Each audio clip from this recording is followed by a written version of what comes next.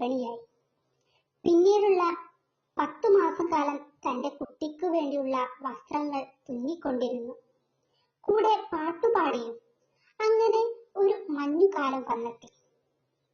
Times രാജ്യം മഞ്ഞിനാൽ മൂടപ്പെട്ടു.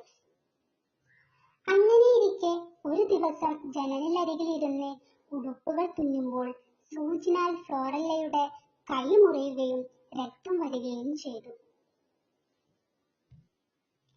ആ രക്തത്തുള്ളികൾ ജനലിനരികിൽ വീണു കിടക്കുന്ന മഞ്ഞിൽ വീണപ്പോൾ അത് കാണാൻ വല്ലാത്ത ഭംഗി തോന്നി.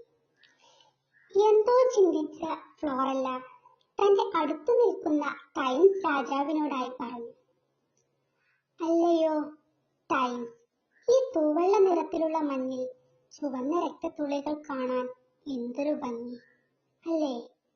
നമുക്ക് പിറക്കാനിരിക്കുന്ന കുട്ടിയും